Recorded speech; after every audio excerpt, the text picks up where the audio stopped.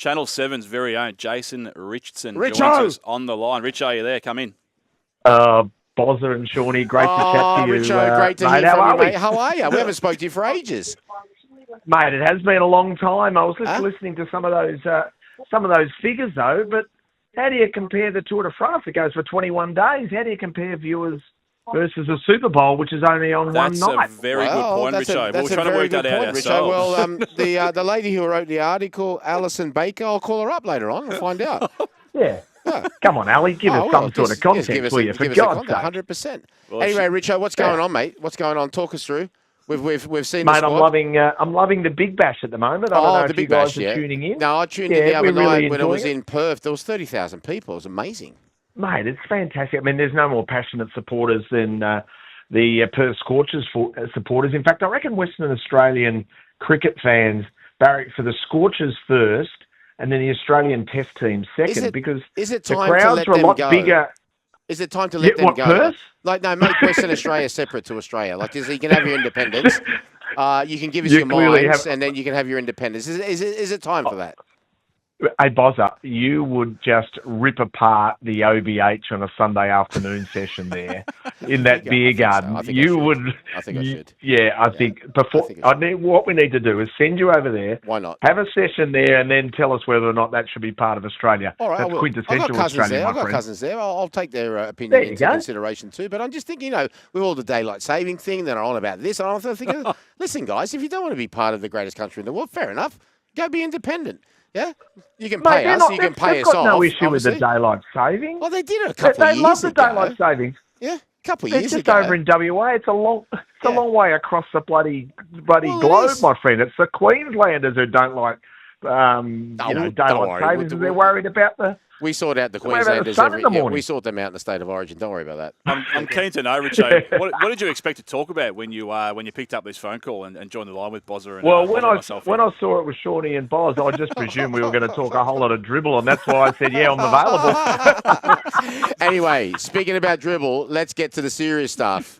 The Boxing Day Test, one of the great sporting events in Australia. The series equally poised, although Australia has dominated these last two tests. No doubt about that. How are you looking? What are you thinking? What did you think of the change, the dropping of McSweeney? Talk us through it, Richo. I thought it was a bit tough on McSweeney, purely and simply because, look, he has made a stack of runs at Shield level batting at 3, not at opening. So the Australian selectors say, we've got an issue, we need a new opener. They pluck a guy who hasn't been opening, put him into the opening position up against the best bowler in the world in Bumrah, one of them with a pink ball test, and expect him to be able to hold his own. Now, I thought Marnus Labuschagne, as much as I've loved him as a player over recent years, he was the one that, for mine, was struggling for form. I would have removed him. You had to put Konstas in. This kid looks to be the next generation. How old is he? Therefore, he's 19. It's time, get him in, and let's build a 15-year career with him. Ricky Ponting came in when he was, even younger than that. I think, by all reports, this kid is going to be the next big thing. So, while there's an opportunity to blood a really good opener, I reckon you play that. Should McSweeney have dropped back to 3 where he's been playing and give him another couple of chances before you know whether or not he's up to it? Well, that's up for the selectors to decide. But they decided they've seen enough. They've seen him on 6 occasions and didn't like what they saw, so they've sent him back to the Shield levels and also to the Big Bash. So in comes this young kid, Sam Konstas. So think about this, Boz. Think about when you were keeping in the biggest games around the world. There's those special occasions. You're a teenager, you're on debut, and imagine if Australia wins the toss, bats first in front of 90,000 at the MCG on Boxing Day with a little bit of Christmas turkey in the esophagus. Oh, how good. I think that'd be good for him. I think that'd be good for him. Just throw him into the deep end. The other thing I wanted to ask you for our listeners who are not cricket aficionados, who don't really know the format, who decides this? You don't have a coach, right? You have selectors. Explain chairman of selectors and a board of selectors. All right, so explain that format to all our listeners who are not cricket aficionados. So George Bailey is our chairman of selectors. So the selection panel, a couple of members of selection panel, plus also the coach. And when they're touring, then the captain gets involved as well. which actually raises an interesting point. I'm very firm on the idea that it's the Australian cricket team. It's not the Australian cricket club, because let's be honest, this is an individual sport in a team environment, because unlike NRL, AFL, the World Game, where it is quintessential a team sport, everyone must work together in unison. This is a batsman facing a bowler. Now, his teammates can influence the result zero on the batsman. It's man on man. It's an individual sport, and it's so much of a stats-based sport. But then personal relationships come in. I was interested that Darren Lehman, the former Australian coach, said that the chairman of selectors is too close to the team. So therefore he develops relationships with the team and makes it harder for him to sack players who need to be sacked. That's an interesting point. But then the selectors have pushed back and said, hang on, we don't mind making the bold call. And here is a big bold call. Nathan McSweeney is out, and we're going to bring in a teenager. So two different styles of batters, Richo. Konstas much more aggressive. We actually got a text off Andrew before saying the problem with McSweeney is he bats too slow. So they've gone from Warner, who scored very quick, and then you throw in Khawaja. He's a sort of slower run scorer as well. So's Steve Smith and Marnus. But you talked about arriving on Boxing Day. There's no bigger sort of occasion in cricket really. Do we expect him just to play that aggressive style of game, or does the crowd in the moment sort of, just start to creep into his head? Well, it's going to be really interesting. For everyone that I've heard that spent any time with him, say that this young man is the perfect example of that generation.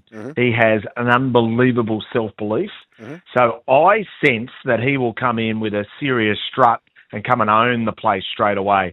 And if he does, then straight away we think, hey, we've got a player of a generation. So can he handle the occasion? I'm sure that he'll be encouraged by all of the Australian selectors, but also all the team management. The reason you're in the team is because you have scored runs in a certain way. Go and play your natural game.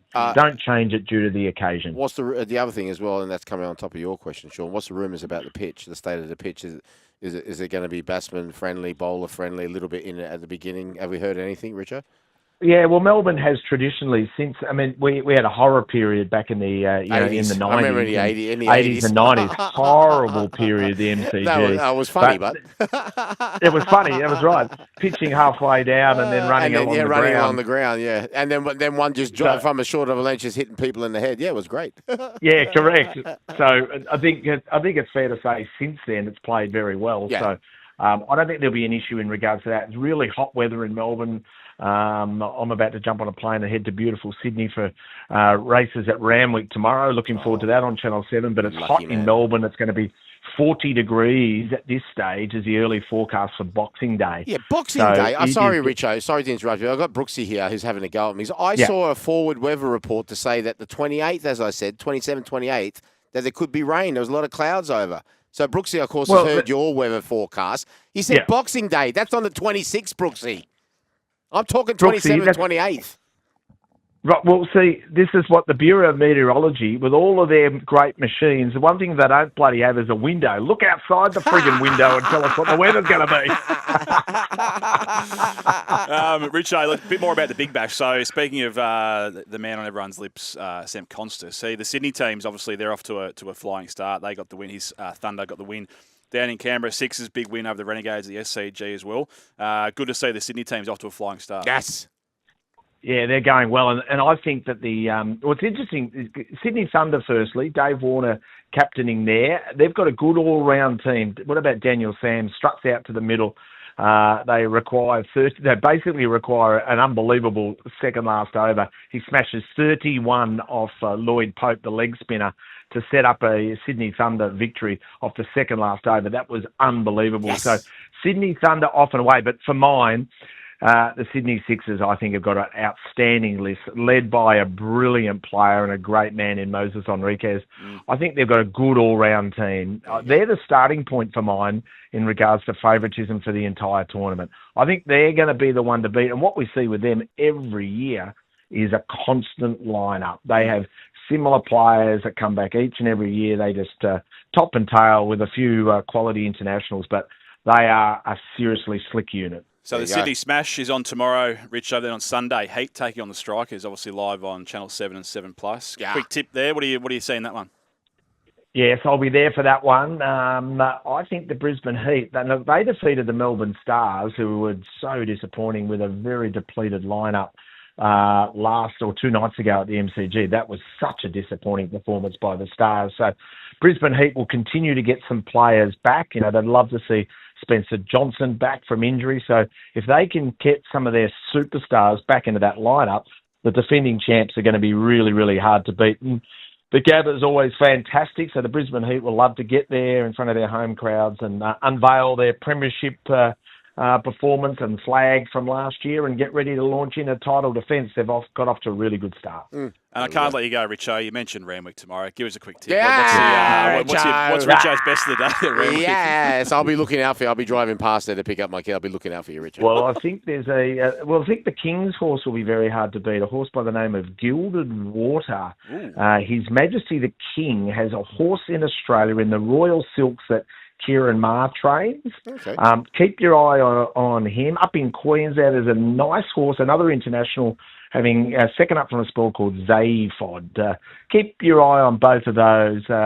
Bet responsibly, but if you have a win, just give me a little wink somewhere. Love it, Richo. Love having you on, as always. Great to chat. Thanks, Richo. You catch all the racing, Big all Bash, the best for Test Christmas cricket, all on Channel 7. Take it easy, mate. We'll chat soon. See you soon. Take Bye. care.